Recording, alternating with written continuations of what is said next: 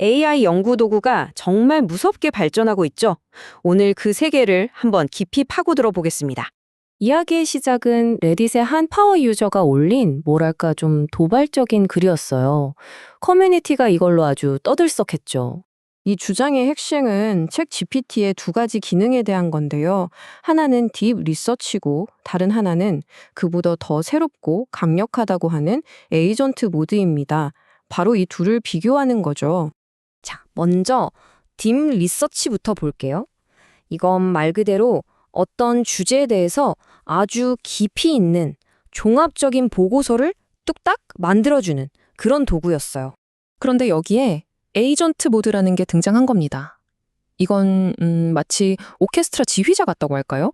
목표를 딱 주면 딥 리서치를 포함해서 여러 도구들을 알아서 착착 조율해서 일을 처리하는 거죠.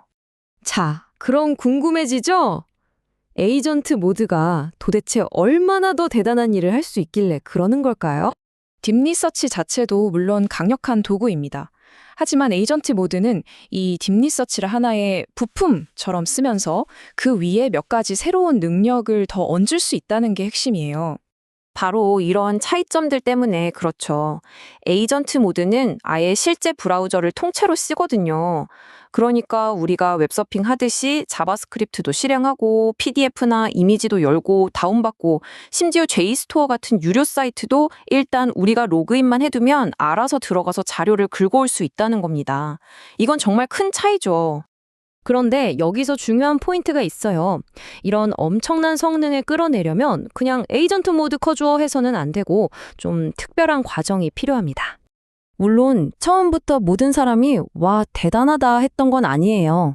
어떤 사용자들은 몇 번 써봤는데 에이전트 모드는 딥 리서치용으로는 영 별로던데 하면서 오히려 참고하는 자료 수가 더 적다고 실망하기도 했죠.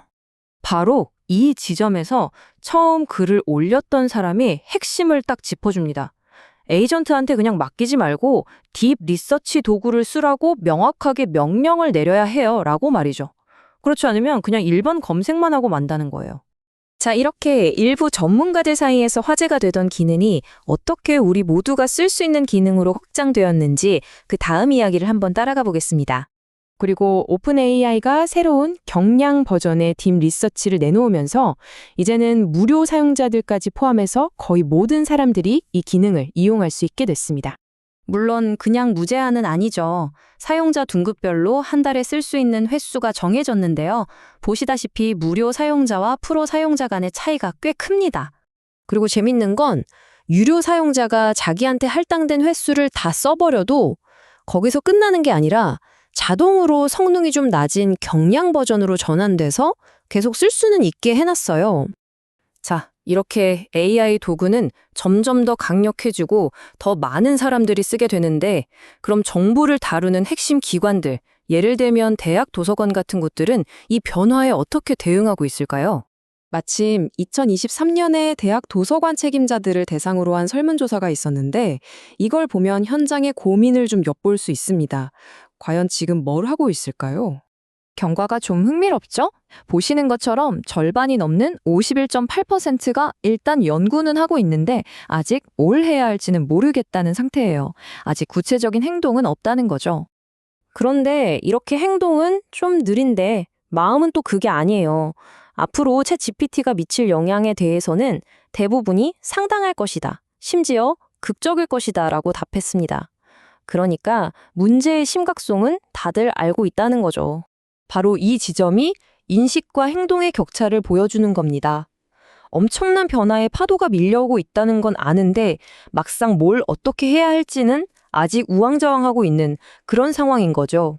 실제로 수치를 보면요. 설문에 응답한 도서관 중에서 단 33%, 그러니까 3분의 1 정도만이 이용자들한테 챗GPT에 대한 안내나 정보를 제공하고 있다고 해요. 자, 그럼 이 모든 상황을 종합해 볼 때 앞으로 우리가 정보를 찾고 또 그 정보를 신뢰하는 방식은 어떻게 바뀌게 될까요? 그 미래를 한번 생각해 보죠. 정리해보면 이렇습니다. AI 연구 도구는 정말 무서운 속도로 강력해지고 있고요. 이제는 전문가뿐만 아니라 누구나 쓸 수 있는 시대가 됐습니다. 그런데 정작 정보를 다루는 핵심 기관들은 이 변화의 속도를 아직 따라잡지 못하고 있죠. 결국 마지막에 이런 질문이 남게 됩니다. AI가 알아서 정보를 다 찾아주는 시대에 과연 정보를 읽고 쓸 줄 아는 능력, 즉 리터러시란 무엇을 의미하게 될까요? 우리 모두가 함께 고민해 봐야 할 문제입니다.